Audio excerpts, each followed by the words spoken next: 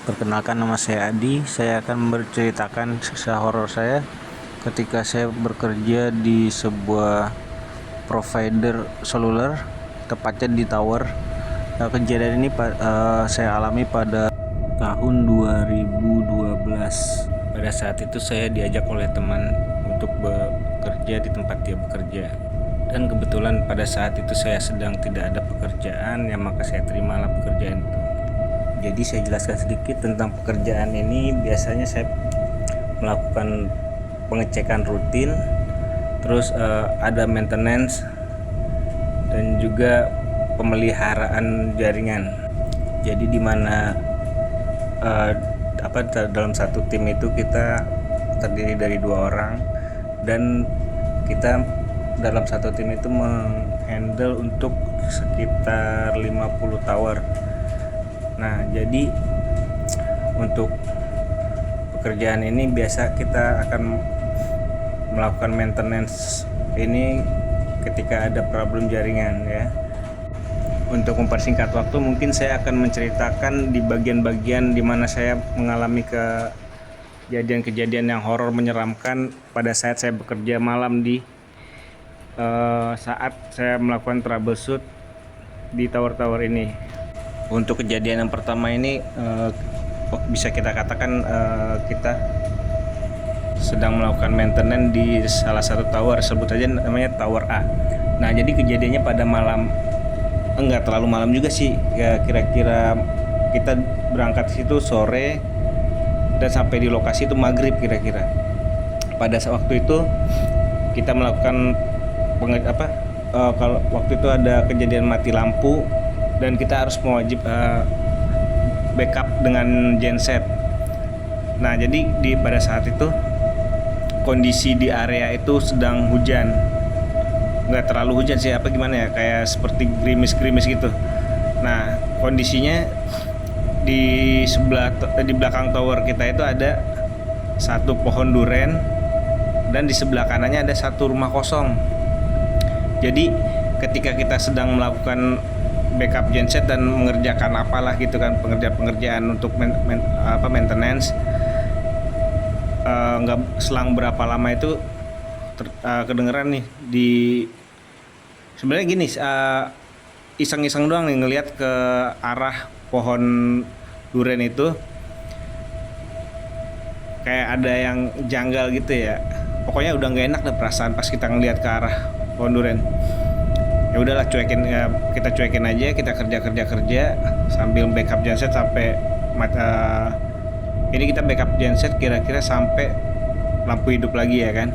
Nah, jadi di waktu kita backup genset itu, setelah kita cek peralatan semua perangkat semua aman, ya kita duduk lah, ya kan, sambil nunggu lampu nyala.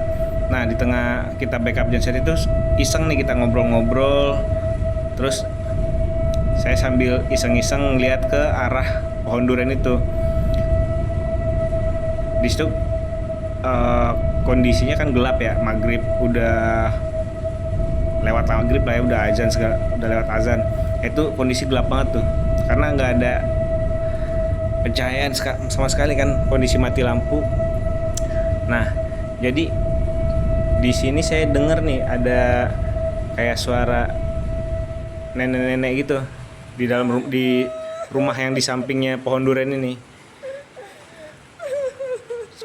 Nenek itu kayak sambil apa gitu ya, pokoknya dia suara nenek-nenek, serem banget gitu kedengerannya. Ya mungkin yang di tower A ini cuman seremnya cuman ya kedengar suara nenek-nenek, padahal suara rumah itu udah jelas nih nggak ada penghuni ya, gubuk kayak udah mau roboh gitu kan, pokoknya udah reot banget, udah nggak ada penghuni gitu. Nah, tiba-tiba ada suara nenek-nenek kayak lagi senandung apalah gitu ya, serem deh pokoknya. Nah, sampai situ doang yang di sini. Mungkin kita beranjak ke tower yang B nih. Tower B itu kita deskripsikan letaknya di sebuah kaki gunung gitu. Buat yang di tower B itu ceritanya awalnya begini. Dari pusat itu katanya ada vendor gitu ya kan untuk melakukan pekerjaan, cuman jamnya itu di jam 12 malam di hari ini juga katanya. Waktu itu saya dihubungi sama teman saya, katanya hari ini kita ngejagain orang yang vendor itu untuk masang perangkat di tower ini. Nah, dijemputlah ke rumah sama temen. Oke, kita jalan ke area dari sekitar jam berapa, jam 10 malam gitu kan. Sampai di situ kita berhenti dulu nih, nunggu kabar dari vendornya jam berapa gitu. Kita berhenti di apa ya gitu ya, kayak kebun tebu gitu, kiri kanan tuh kebun tebu di kaki gunung itu kan. Jadi kita nunggu di sana itu apa ya, di kata vendornya itu janji katanya nyampe di kira-kira jam 11 malaman dia udah nyampe di sini gitu. Ya udah iseng, kita nunggu, kita berhentilah di tengah-tengah itu kan, di antara kebun-kebun tebu itu. Jadi waktu kita nunggu ini, kita parkir mobil di pinggir sambil tiduran ya kan. Kita tunggu dari jam 10 sampai 11 sampai jam 12 pun belum datang juga nih, belum ada kabar dari dia.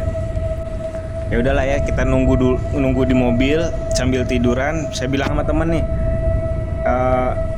kita nunggu sampai jam berapa nih katanya. Ya udah kita tunggu aja sampai jam 12 apa sampai jam 1 gitu, kalau nggak ada kita cabut lagi balik pulang katanya gitu kan. Ya udah, kita sambil di mobil tiduran, saya ketiduran nih, teman saya juga ketiduran gitu. Nah, di waktu ketiduran ini saya mimpi kan, tapi kondisi mimpi itu sama nih kayak keadaan nyata gitu ya. Kondisinya lagi di mobil tiduran gitu kan, di bangku depan mundurin senderan gitu. Nah, di dalam mimpi ini pas lagi saya di mobil ini ada nih cewek nyamperin pakai baju hitam gitu kan. Nggak ngomong apa-apa, dia masuk nih ke mobil di pintu belakang, masuk cuman nggak juga gitu kan. Ya udah saya salamin gitu kan dia kan, tapi pas saya salamin dia nggak jawab, nggak balas salam saya nih, nggak balas nggak nyambut tangan salam saya kan. Dia diem ngeliat gitu kan. Nah, di sini anehnya, muka dia tuh lama-lama gimana itu, pucet gitu, terus bibir yang makin lebar, ngebuka nganga gitu kan. Waduh, serem nih kan. Saya bangunin teman kan, ayo kita cabut yuk kayak gitu kan. Udah nggak bener ini, lihat nih dia cewek belakang tuh, lihat modelnya gitu kan. Dia juga kaget pas bangun, dia langsung pokoknya dalam kondisi nggak stabil lah dalam mimpi itu ya kan. Jadi keadaan mobil itu habis di starter sama dia, Gigi masuk nih, dia nggak tahu ya kan, langsung loncat gitu. Nah, pas dari situ keadaan mobil loncat itu, kebangun nih saya nih. Pas sudah kebangun, saya lihat nih teman di samping, nggak tahu dia masih tidur, saya bangunin ya kan. Ayo kita cabut yuk gitu kan, nggak bener nih tempat kayaknya gitu kan. Nah, dia bangun, ayo udahlah udah jam segini juga ya kan katanya. Starter mobil sama dia. Nah, kondisi dia pas starter mobil itu sama kejadiannya sama kayak yang dalam mimpi itu. Mobil ngeloncat gitu kan, karena Gigi dia juga nggak sadar kan, baru bangun tidur banget itu. Ya, habis dari sini ya kita putar balik, mobil balik pulang ya kan, dia nganterin saya pulang. Nah, selesai nih yang cerita yang ditawarin ini. Ntar kita ada lagi nih satu cerita nih paling serem banget nih. Jadi ceritanya tuh ada satu tower lagi lagi ada terdeteksi sama NOC itu nggak nyala gitu kan, ada alarm apalah gitu kan. Waktu itu saya karena anak baru juga nggak terlalu ngerti juga ya, cuman ngikut-ngikut doang waktu itu kan. Jadi kita datanglah ke set itu. Nah, buat naik ke set itu, ke lokasi itu, kita mesti manjat dulu nih tebingnya kira-kira 1,5 meter, baru ada anak tangga sampai ke tower itu. Kira-kira dari kita manjat itu sampai ke tower itu adalah 30 meteran lah gitu kan, sampai ke tower itu. Nah, pas udah nyampe situ, temen juga nggak lupa bawa kuncinya. Otomatis kita manjat pagarnya ya, manjat pagar. Kondisi dia di dalam, saya nunggu di luar. Itu kira-kira jam berapa ya? Jam 4:30 lah gitu kan. Nah, tapi sebelum kita naik tadi, kan kita izin dulu nih mau naik ke atas itu kan sama warganya. Nah warganya itu ngomong, eh, kalau misalnya nih sampai maghrib kita nggak turun bakalan dijemput sama dia gitu kan, karena kalau udah maghrib itu situ udah nggak boleh ada pekerjaan lagi gitu. Cuman pada waktu itu warganya juga nggak bilangin sih kenapa alasannya kita habis maghrib itu kita udah nggak bisa ngerja di situ lagi kan. Nah jadi lagi kerja nih jam kita jam berapa tuh, jam 5 kalau nggak salah, jam 5 terus udah mau jam setengah 6 gitu kan, udah mulai nih saya lagi di luar pagar kan, temen dalam lagi ngerjain. Itu saya lihat sekeliling, pertama anginnya udah pertama angin pelan-pelan doang kan, terus habis itu anginnya udah nggak ini lagi kan, kayak goyangin daun-daun pohon gitu. Karena yang site ini dikelilingin pohon-pohon gitu, kayak hutan-hutan gitu kan, ada hutan terus ada kuburan-kuburan gitu juga. Nah jadi pada pada saat kita lagi ngerjain ya, itu lama-lama anginnya udah nggak bersahabat lah gitu ya. Tapi jujur pada waktu itu kita merinding dah pokoknya, Pak. Bulu-kuduknya pada berdiri semua gitu kan. Kita saya ngeliat ke kiri kanan itu kan, ngeliat ke pokoknya saya kelilingin lah gitu, ngeliat ya kan. Nah pada waktu itu saya lihat arah pohon gitu kan, di situ ada kayak ini ya, cewek bule-bule gitu lah wajahnya ya, pakai baju, pokoknya baju-baju kayak baju-baju orang Belanda zaman dulu, pakai topi Belanda kayak Belanda gitu ya. Cuman anehnya saya lihat di situ ada bekas tembakan gitu di kepalanya, darah gitu ya kan. Wah ini udah ya tahu gimana lagi ya kan, saya panggil temen ya kan, habis itu dia datang nyamperin, kenapa katanya, ayo kita balik aja, ini udah jam 6 juga nih katanya kan, kalau misalnya lewat dari jam 6 atau maghrib itu kan kita udah nggak bisa kerjain lagi gitu. Ya tanggung dikit lagi ya kan, katanya gitu ya kan, tanggung dikit lagi, kita dikerjain lagi nih dikit lagi. Udah akhirnya kelar juga ya. Pas kelar itu ini angin tambah kenceng nih ya kan, kenceng banget dah pokoknya. Nah udah kelar kita tuh, tapi saya nggak nyeritain nih kalau misalnya saya ngeliat datang begituan tadi. Nah pas mau turun ya kan, mau turun ke arah balik itu, saya masih ngeliat ke arah pohon yang tadi. Nah si cewek itu masih ada di situ ngeliatin gitu kan, cuman dia nggak ganggu gitu, istilahnya bukan nggak ganggu gimana ya, ngeliat tatapan tajam banget itu, cuman ya nggak nyamperin, nggak gimana gitu ya. Udah kita putusin buat turun lah ya kan, sampai di bawah nggak taunya orang-orang udah pada nungguin di bawah karena udah mau maghrib ya kan. Nah pas kita nyampe di bawah ketemu sama orang-orang itu ya, mereka pada ngomong, untung udah pada turun, coba dikit lagi nih nggak turun, kita samperin ke atas gitu ya.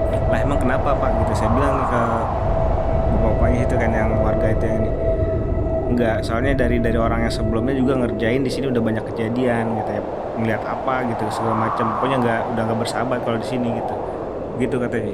Nah habis dari sini udahlah kita pamitan pulang gitu. Nah mungkin yang buat cerita horor saya yang di tower mungkin di sini ya, karena habis dari sini saya udah langsung resign gitu.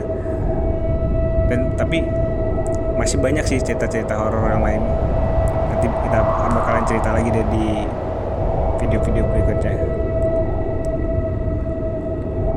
Dan juga mohon maaf kalau misalnya gaya bercerita saya kayak masih cepet banget gitu kan, belum bisa ngatur tempo karena saya baru juga pertama kali nih nyeritain beginian gitu kan.